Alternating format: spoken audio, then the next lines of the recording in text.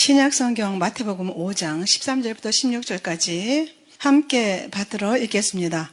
너희는 세상의 소금이니 소금이 만약에 그 맛을 잃으면 무엇으로 짜게 하리요? 후에는 아무 쓸데없어 다만 밖에 버리워 사람에게 밟힐 뿐이니라. 너희는 세상의 빛이라. 산 위에 있는 동네가 숨기우지 못할 것이요. 사람의 등불을 켜서 말 아래 두지 아니하고 등경 위에 두나니 이러므로 집안 모든 사람에게 비추느니라. 이같이 너희 빛을 사람 앞에 비추게 하여 저희로 너희 착한 행실을 보고 하늘에 계신 너희 아버지께 영광을 돌리게 하라. 아멘. 지난 주간에 5일 동안 계속해서 서울 강남에 있는 S교회 앞에서 WEA에 반대하는 그런 연대에 참여해서 함께 했습니다. 마음이 참담하기도 하고 데살로니가후서 2장 3절에 예수님 오시기 전에 먼저 배도하는 일이 있을 것이다 그렇게 말씀하셨지만은 120여 년의 그 짧은 기간 안에 선교사들이 피를 흘리고 쪽복음을 전해주면서 복음이 전해져서 하나님께서 놀라운 그런 부흥의 역사를 허락한 이 한국 교회가 타락하고 무너져가는 모습을 보면서 참 마음이 아팠습니다. 북한에서 1930년부터 45년 해방될 때까지 일제 치하에서 그들이 신사참배를 강요했었습니다.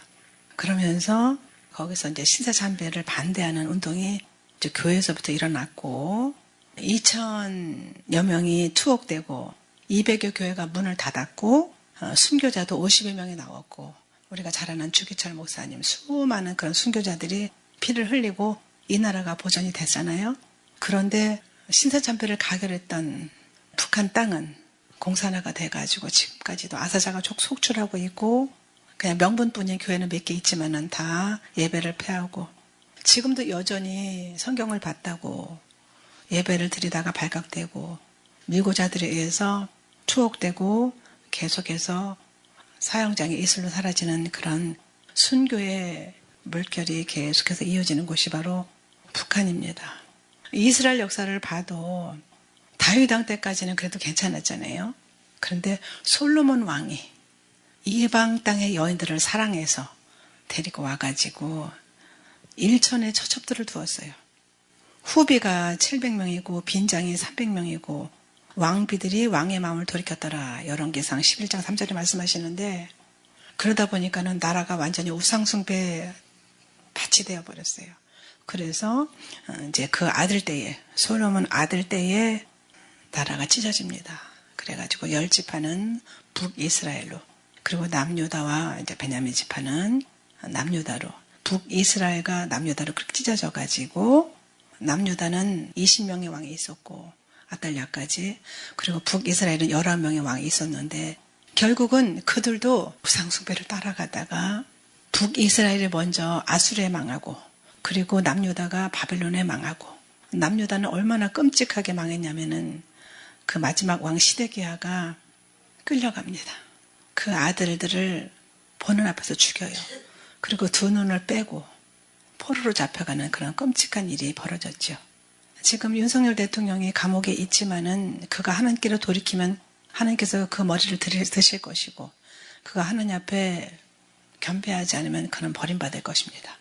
이스라엘 역사뿐 아니라 우리나라 왕들도 비록 그들 중에 여러 사람들이 제명을 못 살고 갔지만은 그러나 나라를 위해서 정의를 위해서 살았던 사람들은 이름을 기억하지만 절대로 그런 일은 없을 것이다 말했던 사람들이 우리나라를 결국은 팔아먹는 그런 매국노의 짓을 했잖아요. 그래서 지금 그런 일들이 계속해서 몇십 년 동안에 계획들을 통해서 착착착착 진행돼가지고 우리나라도 지금 공산화가 거의 다 됐는데 하나님께서 우리나라를 붙잡지 않으면 우리나라도 소망이 없어요.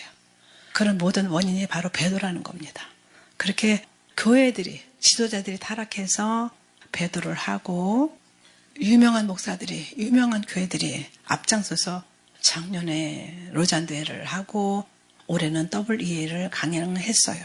총회에서 하지 말라고 그렇게 말렸는데도 단독으로 강행을 하고 첫날 27일 날 제가 보니까 너무나 많은 사람들이 명패를 붙이고 들어가는데 지옥으로 가는 명패를 붙인 것 같더라고요. 너무 마음이 좀 아팠는데요. 그러니까 우리나라가 지금 매를 맞고 있는 이유는 공산화가 되어가는 이유는 배도하고 교회 지도자들이 타락을 해서 본을 보여야 될 교회가 본을 보이지 않고 세상 사람들에게 손가락질 받고 지탄을 받는 그런 일을 앞장서서 행했기 때문에 우리나라가 이렇게 지금 어려움을 당하는 겁니다.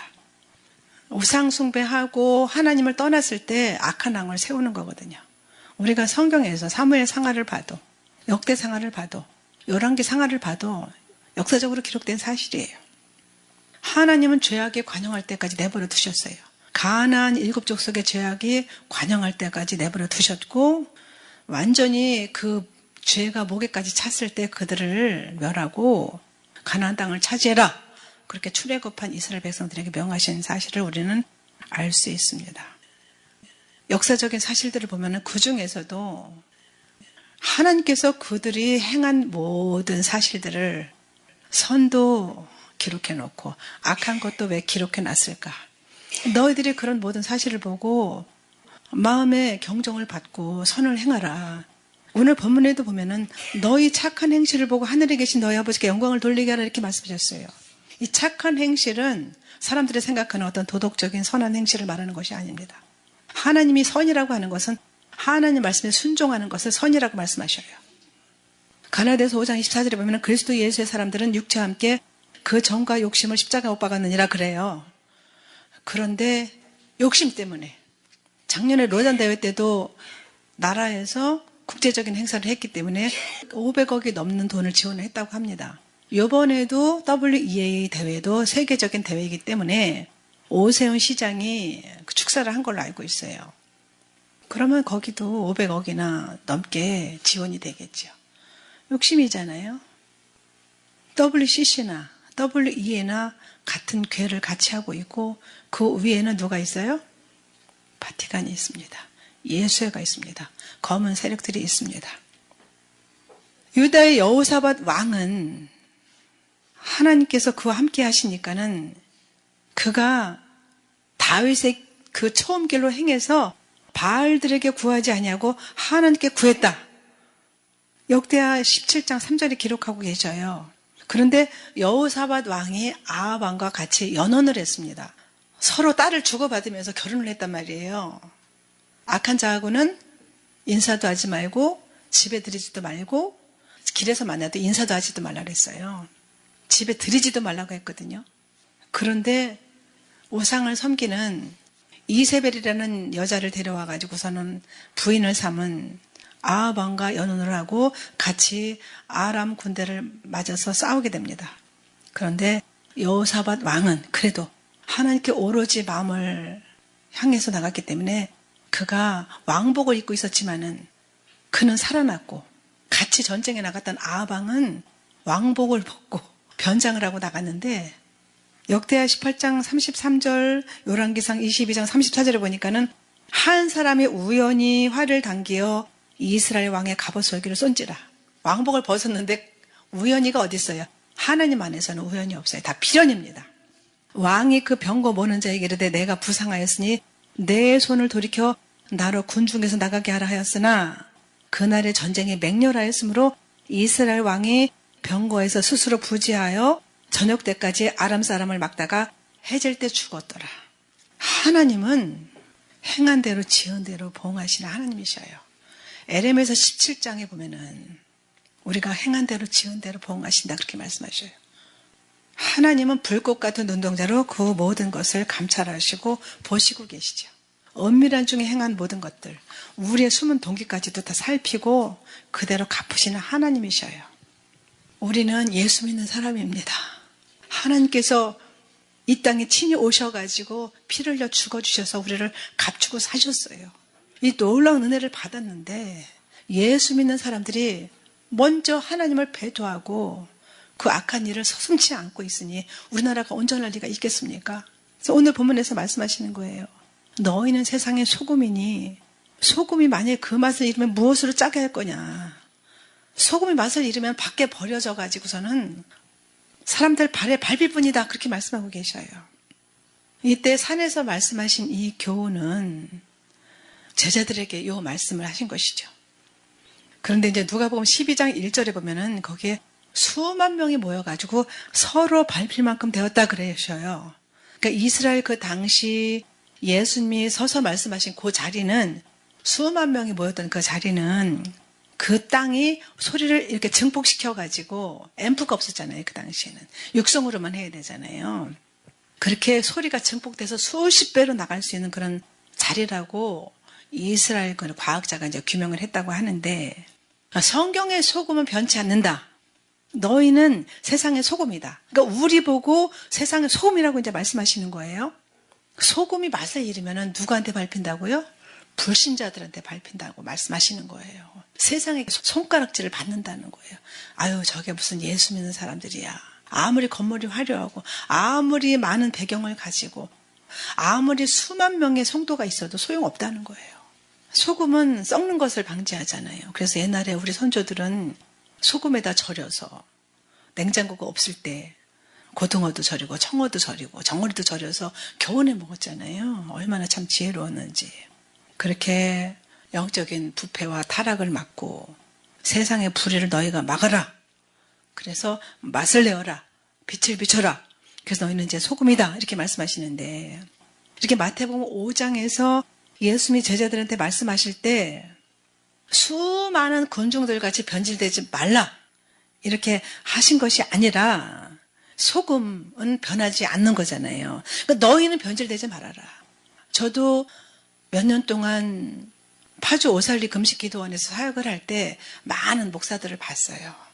그때 제가 신학을 하면서 찬양 인도를 하면서 전국 교도소를 다니면서 유치장 사역을 하면서 병원 사역을 하면서 노숙자 사역을 하면서 정말 밥 먹을 겨를도 없이 뛰어다니면서 살 때였거든요. 근데 그때 하나님께서 저한테 말씀하셨어요. 목사들을 자세히 봐라. 너희는 저렇게 하지 말아라. 앞에서는 말씀을 아주 그냥 유창하게 해요. 근데 예배가 끝나잖아요. 그러면 찬양 사역자들을 불러요. 그 밤에 왜 불러요? 말씀을 절절절절 선포하는데 그 마음에 진리가 없는 거예요. 살아있질 않는 거예요. 그래가지고 찬양 사역자들하고 그렇게 부적절한 관계가 돼가지고 사모님하고 찬양 사역자하고 머리끄댕이 잡고 그 성전에서 싸우는 것도 봤어요. 저는 볼 거 안 볼 거를 다 봤어요. 사역을 하기 전에. 잘 봐라. 눈을 크게 뜨고 봐라.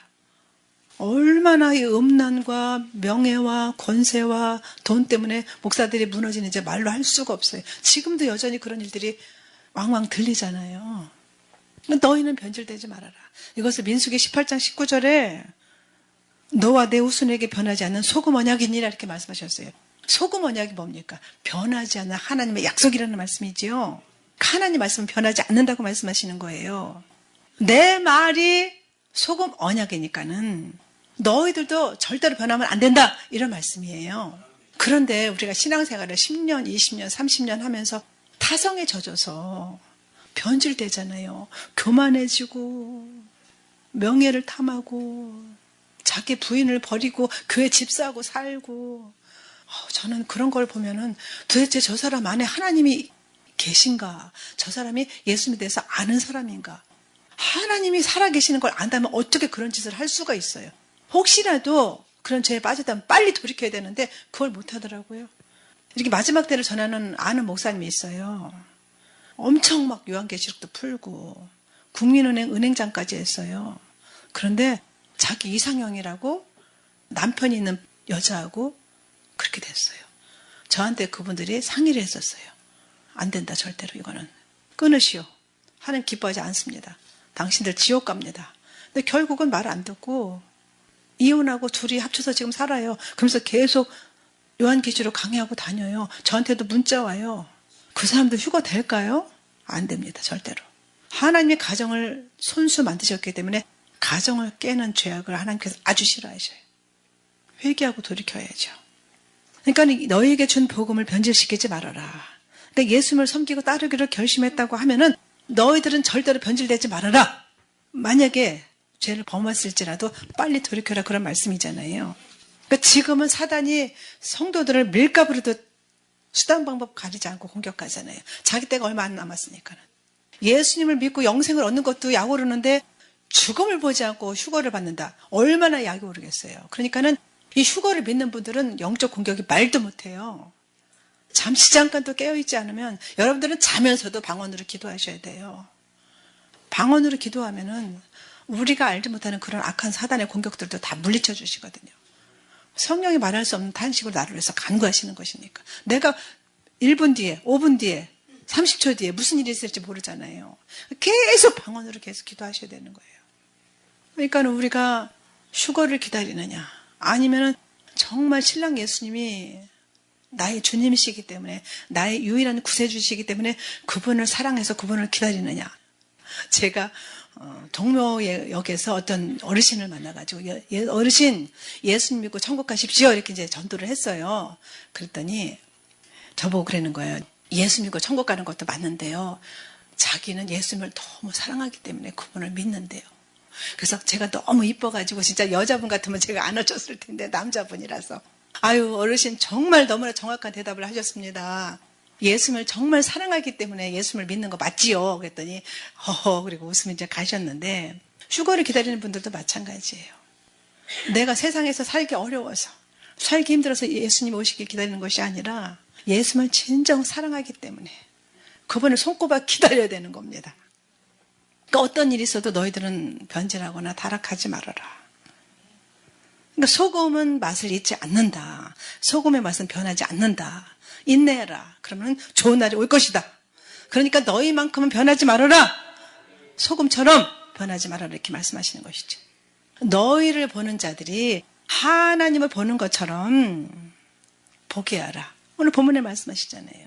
너희는 세상의 빛이다. 그렇게 말씀하시는 거예요. 그래서 세상 풍조는 나날이 갈리어도 나는 내 믿음 지키리니. 찬송가 542장 3절에 말씀하고 계시는 거잖아요. 그러니까 성경에서 말씀하시는 소금의 의미가 세 가지로 나눠서 볼 수가 있습니다. 하나님 말씀 자체가 소금이에요. 그러니까 하나님의 약속의 말씀은 반드시 실행된다라고 말씀하시는 거예요. 그래서 찬송가 172장 4절에 말씀하셨잖아요. 참되신 사랑의 언약 어길 수 있사오랴. 하나님 반드시 이루신다는 것이죠. 로마서 3장 20절에 보면 율법의 행위로 그의 앞에 의롭다 하심을 얻을 육체가 없다고 말씀하셨어요. 율법으로는 죄를 깨달음이라 이렇게 말씀하셨는데, 율법은 용서가 없어요. 우리를 구원하실 수가 없어요. 613가지를 어떻게 지켜요? 지키다가 그 중에 하나만 못 지켜도 다 범한 것이 되는 건데, 그러니까 정죄의 법이잖아요. 그런데 예수 믿는 도리, 이 복음, 복된 소식, 이 굿뉴스는 용서가 있고 율법의 저주를 예수님이 담당하셨기 때문에 우리가 하나님 앞에 나갈 길을 얻은 줄 믿습니다. 그러니까 하나님 쪽에서만 피 흘리고 구원하실 수 있는 것, 인간으로서는 아무도 그 일을 할 수가 없잖아요. 자격이 없어서. 아무도 자격이 없죠. 그러니까 우리가 거저 그렇게 은혜를 받았으니까는 사랑으로 율법을 지키게 되는 거잖아요. 억지로 지키는 것이 아니라, 나 지옥 갈까봐 율법을 지키는 것이 아니라 예수님을 사랑하기 때문에 율법을 자원해서 지키는 것, 거기까지 우리가 가셔야 되는 거예요. 요한계시록 22장 18절 이하에 보면은, 만일 누구든지 이 책의 예언의 말씀에서 제하여버리면 하나님이 이 책에 기록된 그 생명나무와 및 거룩한 성에 참여함을 제하여버리시리라 그러셨어요. 그런데 서슴없이 연합과 일치와 하나됨을 추구한다고 하면서 성도들을 유린하고 WEA를 강행을 하고 로잔 대회를 했고, 저 사람들은 아마 우리나라에서 제일 유명한 여의도에 있는 S교회, 서초동에 있는 S교회, 강동구에 있는 M교회, 모두가 다 그들이 앞으로 전면전에 나온 사람은 S교회, 서초동에 있는 S교회 목사 한 사람 뿐이지만은 그들은 물러서지 않아요. 바보 중에 바보죠. 천치 중에 천치라고 저는 말할 수 있어요. 바보잖아요. 평생 예수 믿었어요. 목사까지 됐어요. 수만 명의 성도들이 있어요. 그런데 그 수만 명의 그 피 같은 헌금을 가지고 그 미친 짓을 해요. 저는 그 성도들이 막 그냥 얼마나 조직이 잘 돼가지고서는 그 사람들 앞에서 봉사하는 모습을 보면서, 제가 강남에서 만난 그 S교회 집사한테 그런 얘기 했거든요. 당신이 내는 헌금이 단돈 10,000원이라도 거기 들어가면 당신은 헌금 내고도 저주받고 지옥 가요. 그런 얘기를 해줬어요. 그랬더니 나중에 그러더라고요. 목사님 말씀이 맞았어요. 싹건 목자예요. 그러더라니까요. 얼마나 저한테 막 대들었는지 몰라요. 자기네 교회 목사 제가 욕했다고. 욕한 거 아니잖아요. 실상을 말한 거죠. 그런 일이 있었는데 그렇게 하나님 말씀에 더해서 그런 일이 벌어졌죠. 그러니까 예수님이 다시 오시는 것도 소금 언약에 포함된 겁니다. 그런데 부활까지만 얘기하자. 그 이상은 얘기하지 말자. 그런 사람들이 또 많아요. 예수님 전하는데 아주 전도에 열심히 특심인 사람 많아요. 그런데 휴거 얘기는 빼고 전하재요. 그거 맞아요? 틀려요? 그럼 성경에 그러면은 그 말씀을 제해야지. 그럼 성경 말씀하고 위배되는 거잖아요. 부활까지만 얘기해줘요. 부활까지만. 말이 됩니까? 5개 국어를 하는 분이 막 저를 그렇게 핍박을 하고 짐승표가 무슨 그게 상징이지 그게 무슨 실제냐고 이러면서 저한테 그러더니 총알택시에 치여가지고 갔어요. 키가 90이 다 돼요. 아주 목소리가 유창하고 저를 아주 대놓고 망신을 주고 핍박을 했던 분이 그렇게 된 적이 있었거든요. 그 복음의 이 묵직한 무게를 우리가 깨달아야 되는 겁니다. 창세기 1장부터 요한계시록 22장까지 다 하나님의 말씀이에요. 근데 그 중에서 빼고 말하자? 성경에 어디 그런 말이 있어요? 빼지도 말고 더하지도 말라고 하셨는데. 복음이 세월이 아무리 지나도 변하지가 않는데 그 말씀을 가지고 있는 너희는 세상에 소금으로 살아라. 빛으로 살아라. 이렇게 말씀하시는 거예요. 그러니까 초대교회 사람들은 목숨을 걸고 그 복음을 받아들이고 믿음을 지키기 위해서 문둥병에 걸려도 지하 동굴에 가서 믿음을 지키면서 사자굴에 던져지면서 믿음을 지켰죠.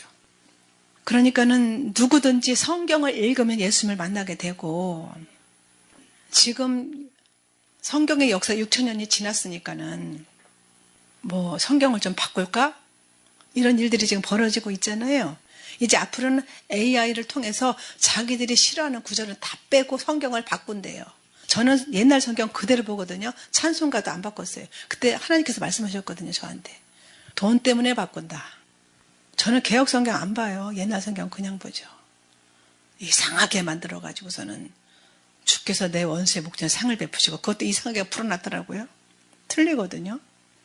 중국은 성경을 그 문화혁명 때 다 태워버리고 유식한 사람 다 잡아가고 책도 다 갖다 버리고 그랬어요. 그런데 중국의 성경이 지금 있어요, 없어요? 넘치도록 있어요. 아무리 교회를 핍박하고 성경 가지고 가는 사람들을 막 붙잡아서 죽이고 잡아가둬도 하나님의 말씀은 절대로 쇠하지 않고 어디든지 다 들어가는 겁니다. 제가 원래 선교사로 나갔어야 되는데 못 나갔어요. 믿음이 없어서. 그리고 이제 이렇게 늦게서 개척을 했기 때문에 선교사들을 굉장히 귀하게 여기고 힘이 닿는 데까지 그분들을 이렇게 기도로 밀어드리고 또 될 수 있으면 또 재정적으로도 밀어드리고 이제 하려고 이제 그렇게 선교사님들하고 교분을 갖고 있는데 그냥 편안하게 보내주는 돈으로 자식들을 막 그냥 공부 가르치면서 하는 선교사들 말고요. 진짜 선교사님들을 저는 알거든요. 저는 그래서 누가 문자로 선교비 보내주세요 이러면 안 보내요.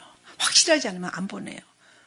자기 bon에서 사는데 제가 선교비를 왜 보내요? 여러분들의 피 같은 헌금인데 나가서 편안하게 살면서 디룩디룩 살쪄가지고 그런 사람들 많아요.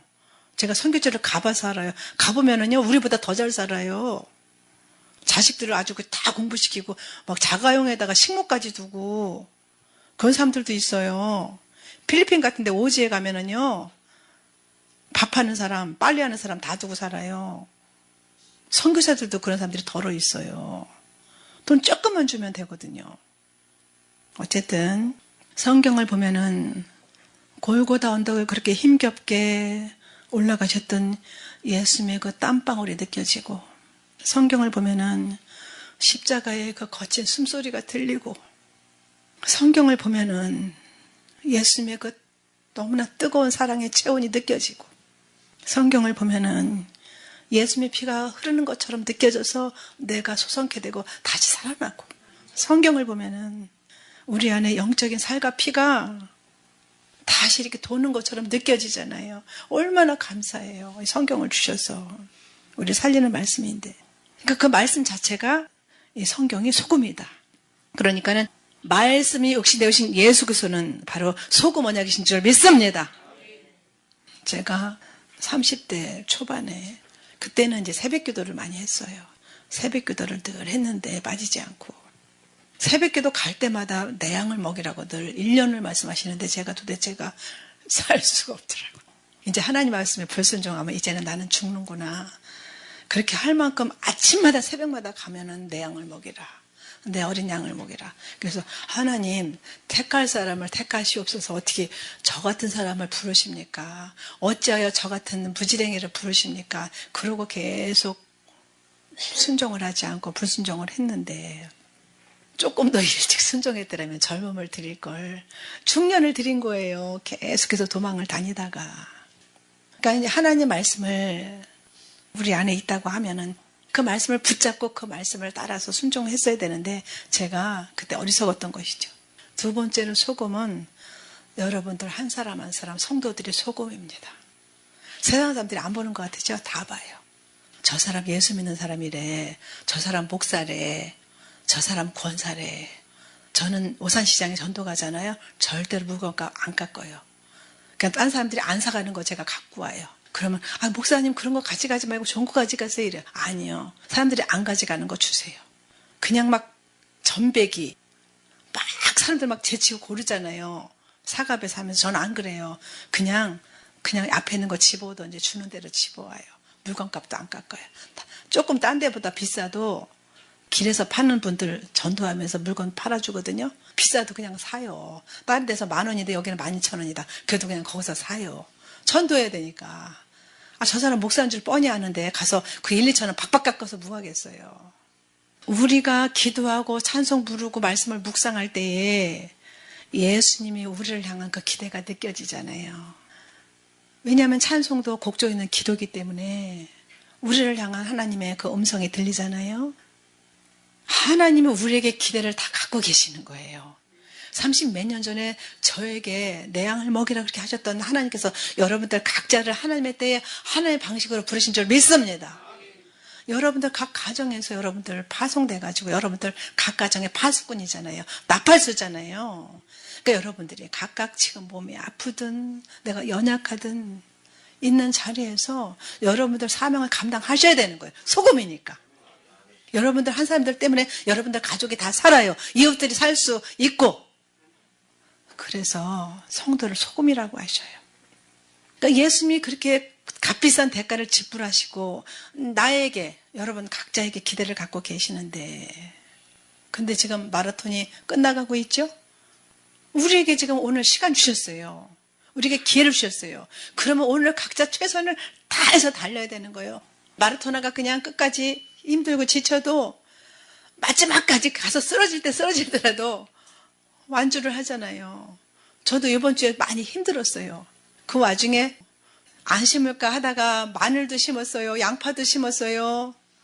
우리 박 목사님은 팥 따가지고 팥 다 깠어요. 팥을 깠는데요. 팥 꼬투리가 이렇게 생겼잖아요. 그 팥 안에 벌레 먹은 놈도 있고 실한 놈도 있고 썩은 놈도 있고 우리 교회 안에 벌레 먹은 사람도 있고 말씀이 없어가지고 썩어가는 사람도 있고 아니면 말씀 안에서 날마다 정신 차리고 깨어있어가지고 실한 사람도 있고 박 목사님하고 저하고 팥을 보면서 이거는 벌레 먹었어, 이거는 썩었어, 이거는 참 이쁘다 이러면서 팥을 깠다니까요. 저는 팥 몇 개도 못 깠는데 박 목사님 다 깠는데 박 목사님하고 그런 대화를 나누면서 참 맞다. 교회 안에 이렇게 많은 사람들이 있는데 그 안에 소금의 역할을 못해가지고 썩어가는 사람도 있고 세상 유혹에 빠져가지고 벌레 먹은 사람도 있고 아니면 날마다 회개하고 발버둥을 치고 몸부림을 치면서 이렇게 아름답게 맺어진 팥처럼 울타리콩처럼 동북콩처럼 그렇게 익어가는 사람도 있고 잘 익어가는 저 여러분 되시기를 예수님으로 축원합니다. 그러니까 예수님은 제자들에게 변하지 말라고 이렇게 말씀하셨는데 그러니까 우리가 하나님의 도우심을 마지막으로 삼아야 되는 겁니다. 우리에게 어떤 여지가 뭐가 있겠어요? 우리는 연약해요. 어리석어요. 날마다 넘어져요. 예수님의 피를 의지하고 예수님 이름 부르면서 하나님의 도우심을 마지막으로 삼고 날마다 자기를 쳐서 복종시켜서 무릎으로 나가야 되는 거예요. 다른 어떤 왕도가 없어요. 다른 첩경이 없어요. 방법이 없어요. 세상 어떤 것도 의지하지 말아라. 돈과 명예, 권세 다 지나가는 거다. 남편과 아내, 자녀도 기댈 대상이 아니잖아요. 섬길 대상이잖아요. 여러분들 남편 저는 저희 박 목사님 저기 계시지만 속으로 하나님 앞에 아버지 저희 큰아들이 옆에 있게 해주셔서 감사합니다 그러거든. 남편은 큰아들이고 아내는 큰딸이잖아요. 그죠 목사님? 웃으셔. 그렇게 생각하면 쉬워요. 자식은 잘못하고 서운하게 해도 아유 그냥 그런가 보다 하고 넘어가잖아요. 근데 남편이다 안 된다 생각하면 서운하게 1년도 가고 수십 년도 가잖아요. 그죠? 그 섬길 대상이에요. 사랑할 대상이라고요. 그러니까는 하나님 도우심을 마지막으로 삼는다. 나는 사람 의지하지 않는다. 남편일지라도 아내일지라도 자식일지라도 그러면 얼마나 편하네요. 미워할 일도 상처받을 일도 없죠. 그러니까 우리는 영적인 존재이기 때문에 그냥 죄를 보고 애통해야 되는 거예요. 내가 하나님 잃었습니다. 하나님 불쌍히 여겨주시옵소서. 긍휼히 여겨주시옵소서. 그래서 예수님의 피를 의지하고 감사하고 기뻐할 것밖에 없습니다. 그러니까 날마다 성령을 의지해서 예수님을 믿고 생명의 맛을 잃지 말고 생명의 맛으로 살아라. 그것이 너희 각자의 역할이다. 이렇게 말씀하시는 거예요. 너희는 세상의 소금이니 세상에 보통 그런 사람들이 아니고 평범한 사람도 아니고 예수님의 신부고 군사고 제자던 사람이니까는 너희들은 뽑히고 뽑힌 사람들이 아니냐. 그러니까는 너희들은 능력의 사람이다. 이렇게 말씀하시는 거예요. 할렐루야. 그 책임을 우리 각자에게 맡기신 거예요. 그러니까 우리는 보통 사람 아니고 예수님의 신부고 왕후인 줄 믿습니다. 그러니까 신부답게 살아야 되는 것이죠. 소금은 세 번째로 예수님으로 모인 교회가 소금입니다. 그래서 철이 철을 날카롭게 하는 것처럼 특히 우리 같이 이렇게 작은 공동체일수록 모든 것이 다 보이잖아요. 그러니까 서로를 용납하고 너희들이 서로 받으라 이렇게 말씀하시는데 예수님이 사신 생애를 보면은 3년 공생애를 보면은 예수님의 생애가 교회의 생애잖아요. 예수님이 발을 씻기셨어요. 마가복음 10장 45절에 말씀하셨어요. 나는 인자가 온 것은 섬김을 받으려 함이 아니라 도리어 섬기려 하고 자기 목숨을 많은 사람들의 대성물로 주려고 오셨다. 이렇게 말씀하셨어요. 섬김의 본을 보이셨죠. 교회 안에 서로 섬기는 거예요. 허물을 보고 그분의 어떤 약점을 보고 그 약점을 트집 잡고 그냥 뒤에서 비판하고 판단하고 정죄하는 것이 아니라 끌어안고 허물이 보이면 나 혼자 기도하고 얼마나 아름다워요. 이게 이 교회가 소금이라고 그래서 말씀하고 계시는 거예요. 구약 성경이 히브리어로 쓰여졌잖아요. 히브리어는 점을 하나 이쪽에 찍든지 여기다 찍든지 점을 하나 잘못 찍으면은 의미가 완전히 달라지거든요. 점을 하나 잘못 찍잖아요. 그러면은 홍해바다가 갈대밭이 될 수가 있어요. 그래서 저기 광나루에 있는 신학교에서 그랬잖아요. 홍해를 마른 땅처럼 건넌 게 아니라 갈대밭을 건넜다고. 그런 미친 소리를 하는 사람들도 있어요. 그러니까는 이제 영원이라는 올람이라는 단어가 만약에 점을 하나 잘못 쓰잖아요. 그러면 입을 다물어라 이런 뜻이 되거든요. 그러니까 히브리어가 굉장히 좀 특이한데 그 언어 자체가 AD 70년에 타이터스가 완전히 이스라엘을 완전히 박멸을 했잖아요. 그러면서 이제 히브리어가 없어졌잖아요. 그런데 1948년 5월 14일에 감람나무가 싹이 나면서 이스라엘이 독립하면서 고토로 다시 돌아오면서 다시 히브리어를 쓰고 있어요. 영어도 쓰고 있지만은 히브리어를 이제 쓰고 있어요. 왜 그러냐면은 하나님께서는 히브리어를 쓰지 못하도록 사람의 입까지 그렇게 막아 놓으셨다가 변질되지 않는 소금 언약, 이 구약 성경 그것을 지금까지 이제 그렇게 내려오게 하시고 다시 신약은 이제 헬라어로 쓰셔가지고 헬라어는 굉장히 화려한 언어거든요.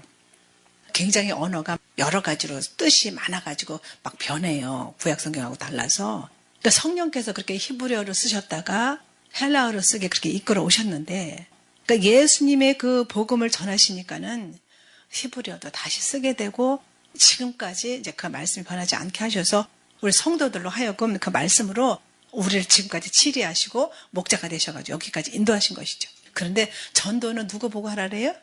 각자 우리에게 하라고 그래요. 하나님이 한꺼번에 다 믿게 하실 수 있는데 왜 그러셨을까요?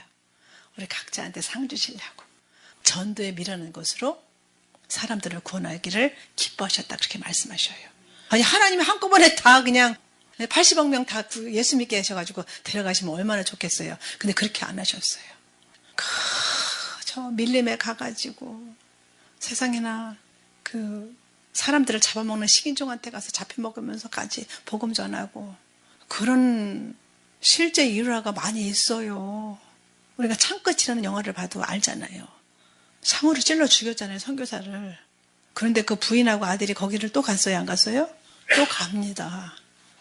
그렇게 하나님께서 그런 오지, 볼모지 이런 데까지 가게 하셔가지고 그렇게 이제 복음을 전하게 하셔서 각자에게 이제 상을 주시는데 우리가 예수님 안에서 내가 그렇게 말씀 안에서 살아나면은 내가 살 뿐 아니라 우리 가정이 삽니다. 그리고 교회가 소금으로서 살아나면은 내가 살아나면은 교회가 살아나는 거잖아요. 그죠? 우리나라가 사는 거예요. 우리나라가 지금 이렇게 공산화되면서 너무나 마음이 아프고 정말 밤잠을 못 자는 분들도 많이 있잖아요. 그런데 우리가 그렇게 끝까지 믿음을 지키면서 하나님 말씀을 붙잡고 하나님이 나에게 맡겨준 소금의 역할을 감당해야지. 빛의 사자로서 역할을 감당해야지. 그렇게 하면은 나라가 사는 겁니다. 우리는 이제 끝까지 가봐야 되는 거예요. 끝까지. 그날에 우리가 다 이목희 권사님이 저렇게 영광을 많이 받고 계시구나. 뭐 이렇게 할 수가 있는 거예요. 진짜로요. 우리는 지금 겉모습까지 몰라요. 저 허마리아 목사도 잘난 척을 많이 하는 것 같았는데 보니까 별거 아니네. 이럴 수 있는 거예요. 그러니까 우리는 끝까지 가봐야 되는 거거든요. 로마서 14장 10절부터 보면 12절까지 말씀하고 계셔요. 우리가 다 하나님의 심판대 앞에 서리라. 모든 무릎이 내게 꿇을 것이요 모든 혀가 하나님께 자백하리라. 이러므로 우리 각인이 자기 일을 하나님께 직구하리라. 하나님의 심판대 앞에 선다는 거예요. 근데 예수님의 피가 있는 사람은 심판이 넘어가는 것이죠. 그래서 로마서 8장 1절에 말씀하셨잖아요. 그러므로 그리스도 예수한 자에게는 결코 정죄함이 없다 이렇게 말씀하셨죠. 베드로전서 4장 5절에도 보면은 너희가 산 자와 죽은 자 심판하기를 예비하신 자에게 직구하리라 이렇게 말씀하셨습니다.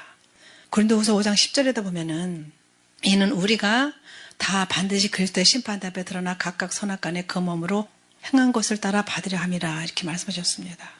만물보다 거짓되고 심히 부패한 것은 마음이라 누가 등이 이를 알려하마는 나 여호와는 심장을 살피며 폐부를 시험하고 각각 그 행위와 행실대로 보응한다라고 에레미야서 17장 9절 10절에 말씀하고 계셔요. 그러니까 우리가 성도들이 교회가 소금의 역할을 감당하지 못하면은 교회 때문에 나라가 망하고 공산화가 되고 교회 지도자들 때문에 그런 어려운 일을 겪는 겁니다. 요한계시록 11장 1절 이하와 에스겔서 9장 4절 6절에 보면은 하나님의 성전과 제단과 그 앞에서 경배하는 자들을 청량하라 이렇게 말씀하셔요. 에스겔서 9장에 보면은 예루살렘 성읍 중에서 순행하여 그 가운데서 행하는 모든 가증한 일로 인하여 탄식하며 우는 자 이마에 표하라 그러셨어요. 이런 상황들을 보면서 울며 하나님 앞에 통곡하며 나가는 사람들의 이마에 표시를 해놓으래요. 그러면서 나에 듣는데 또 남은 자에게 이르시되 너희는 그들을 쫓아 성읍 중에 순행하며 아껴보지도 말고 긍휼을 베푸지도 말고 쳐서 늙은 자와 젊은 자와 처녀와 어린아이와 부녀를 다 죽이되 이마에 표 있는 자에게는 가까이 말라. 내 성소에서 시작할지니라 하시매 그들이 성전 앞에 있는 늙은 자들로부터 시작하더라 말씀하셨습니다. 무서운 이야기예요.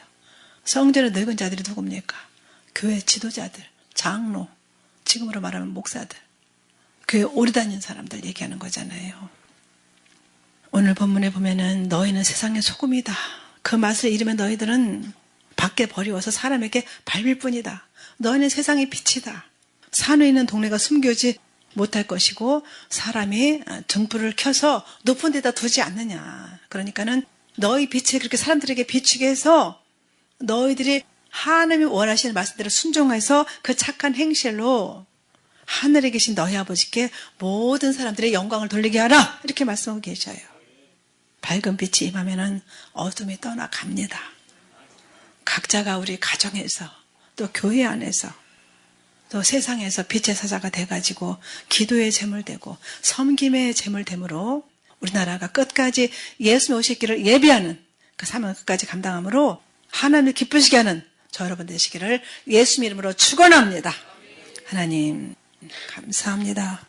말씀이 육신되어 오신 예수님께서 생명을 아낌없이 우리를 쏟아 부어주심으로 값주고 사신 교회가 소금의 역할을 감당하지 못하고 배도의 길을 걷는 이때에 세상에서 소금의 역할을 감당하라고 하시는 예수님의 애절한 그 목소리를 듣게 하시니 감사를 드립니다. 하나님 아버지의 마음을 이곳에 있는 각자에게 부어 주시옵소서. 하나님 나라가 임할 수 있도록 모두가 간절히 기도하게 하시고 대한민국에 속한 교회들의 배도를 대신 통절하게 회개하며 마음을 찢고 하나님의 긍휼을 구할 수 있도록 역사하여 주시고 저희들의 모두에게 이 나라의 민족에 속한 교회들에게 회개형을 부어 주시옵소서. 예수님 다시 오실 때까지 선교의 사명을 감당하고 다시 오실 길을 예비하는 세례요한과 같은 그런 사명을 감당할 수 있도록 도와주시고 인자를 베풀어 주시사 대한민국을 다시 한번 회복시켜 주시고 교회들을 새롭게 하심으로 다시 오실 예수님을 기쁘시게 맞이할 수 있는 모든 교회들이 될 수 있도록 역사하여 주시옵소서. 곧 오실 만왕의 왕이신 예수님 이름으로 감사하며 기도 올리옵나이다. 아멘.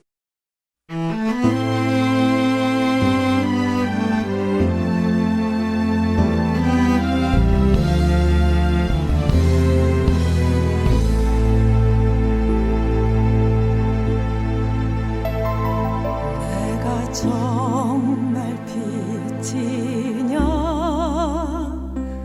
내가 정말 참 빛이냐 그런데 이 세상이 어찌 그리 어두냐 내가 정말 소금이냐 내가